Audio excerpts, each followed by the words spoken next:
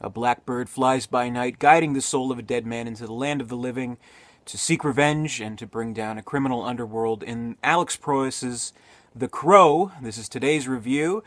March on Demand, I'm taking your requests for reviews, and this recommendation comes from Black Skull, and I'd like to thank you, Black Skull, for this recommendation, because, I mean, from what I've been doing with these reviews, these recommendations, I've gotten a lot so far easily like 100, and kind of what it makes me confront is, okay, how many of these have I seen? How many of these do I own in my collection? What do I have easy access to that I can get to immediately? What have I not seen? What do I not have in my collection? Stuff like that. So one thing that kind of struck me about this recommendation is like, okay, cool, I'll watch The Crow. Where is it in my collection? I didn't have The Crow in my collection, believe it or not, which is crazy to think about. I mean, it's a classic movie. I think everyone should have it in their collection, but I guess just kind of, I don't know, like, I've seen it plenty of times, but it was always, like, on Devil's Night, and they'd always end up, like, showing it on TV on Devil's Night, so I kind of figured, why bother? But I decided I'm going to go out and I'm going to buy The Crow. I want it in my collection, so I got the DVD. It's actually a two movie pack, a double feature of The Crow and The Crow City of Angels. I haven't seen City of Angels, actually, but maybe not in a hurry to. I've heard the sequels aren't really that great. Out of all of them, maybe City of Angels is at least the most tolerable, and the only one that actually made it into theaters instead of straight to video. But whatever. Let's talk about The Crow. This is a movie that really kind of brought Alex Proyas on the map. Really kind of defined him as a director who could create a distinct style, make something dark and gothic, kind of like a Blade Runner-y kind of atmosphere, really kind of dark, unnamed, dystopian kind of city. Maybe in the future, maybe in the present, hard to say, something like that, but very kind of gothic and noirish, which is a kind of style that he brought, I would say, to perfection with something like Dark City, of course, which is a great movie. And I mean, definitely, it's known for Brandon Lee and the horrible tragedy that happened during the making of the movie. I mean, part of me is always a little bit hesitant to watch these types of movies. Like, when there is a tragedy such as this, like, that's directly related to the movie, like with Brandon Lee's accidental death.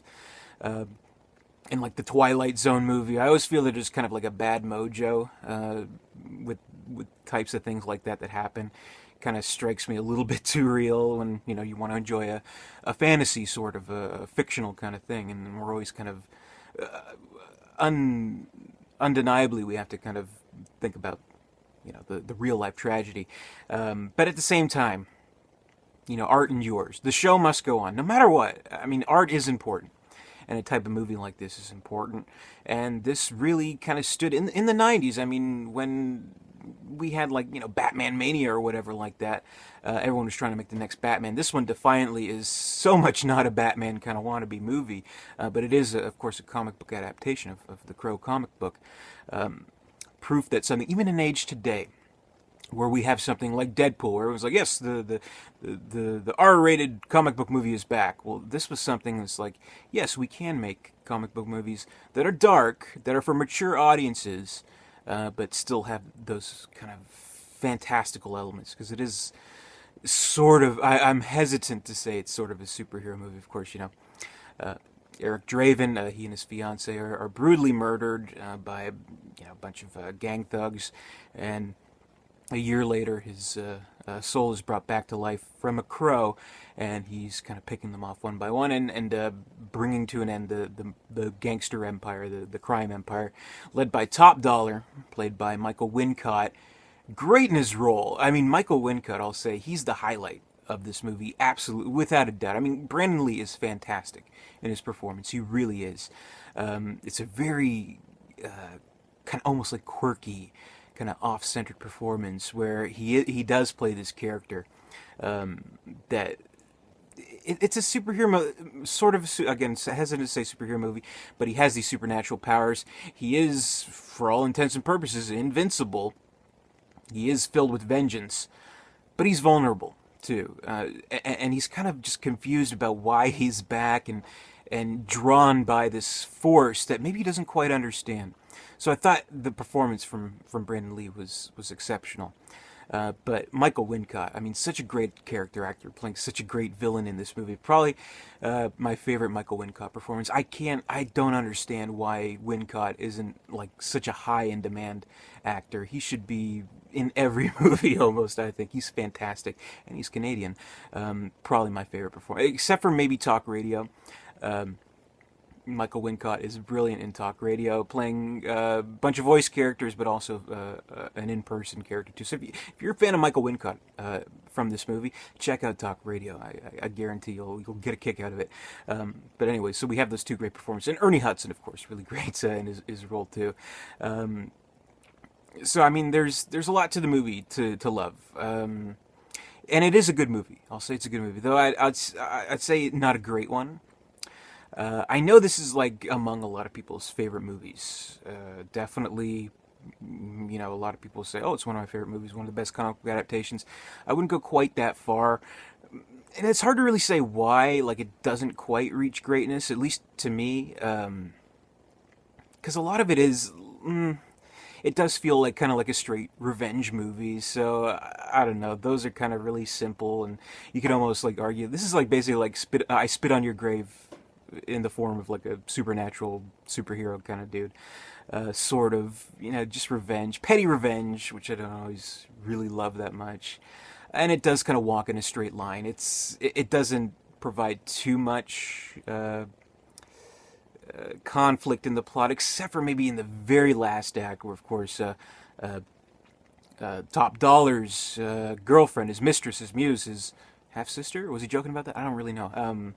Played by Bei Ling, she discovers, of course, that it's the crow that gives him his power, so they figure out a way to make him mortal again, basically, not invincible. And, of course, they kidnap Sarah, who's, of course, the key character in the film, sort of, going to Eric and his fiancée, because her home life isn't that good, and then losing them, and just kind of being watched over by the cop played by Ernie Hudson. So I mean, there's some kind of conflict in the very end, but of course it just kind of amounts to sort of a rooftop battle, which we see in a million movies, and I don't know, it's not that great. I think it could have been better than that. So just kind of the simplicity of the plot isn't that great. But I would say, at least kind of the way that I've tried to interpret it, is that maybe this isn't, supposed to be taken at face value. Maybe if we view it in a way that this is actually, because Sarah, she narrates the film.